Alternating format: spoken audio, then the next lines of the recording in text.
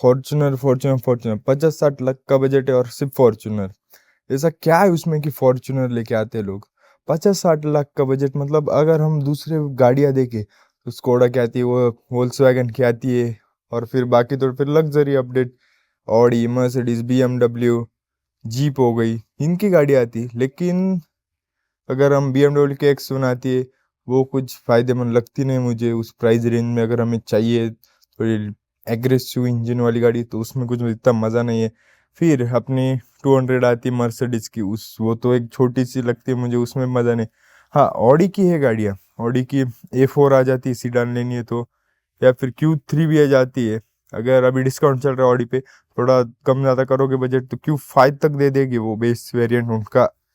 तो यही कुछ है। लेकिन अगर हमें ओवरऑल परफॉर्मेंस और सबकी बात करें तो उस रेंज में फॉर्च्यूनर बेस्ट गाड़ी है। 4x4 कैपेबिलिटी के साथ आती है और 2800 सीसी का इंजन आता है उसमें। डीजल भी मिलता है, ऑडी में नहीं मिलता डीजल, हमें डीजल मिलता है। हाँ, ऑडी में वो है कि डीजल नहीं मिलता उनमें अभी के गाड़ियों में, और फॉर्च्यूनर डीजल मिलती है।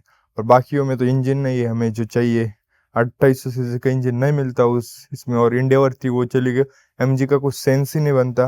और बाकी स्कोडा की गाड़ियाँ है, वो भी लोग लेते नहीं पेट्रोल, और उनके और जीप की रैंज चिरोकी आती है वो भी पेट्रोल में, उसकी तो कुछ माइलेज भी नहीं है। हाँ, लुक वाइज तो वो गाड़ी बेस्ट है, तो इसीलिए तो लोग फॉर्च्यूनर प्रेफर करते हैं। सब आता है उसमें, सब 4x4 से लेके तो फिर टॉर्क, पावर, सब आता है उसमें, इसलिए लोग। और वाइब क्या देती है फॉर्च्यूनर उतरने पे, मतलब लेजेंडर लेजेंडर है फॉर्च्यूनर, लेजेंडर।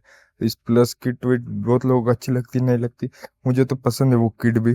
है थोड़ी लुक है, एग्रेसिव बनाती गाड़ी, अच्छी है गाड़ी, बेस्ट है, बेस्ट गाड़ी। 50-60 लाख की रेंज।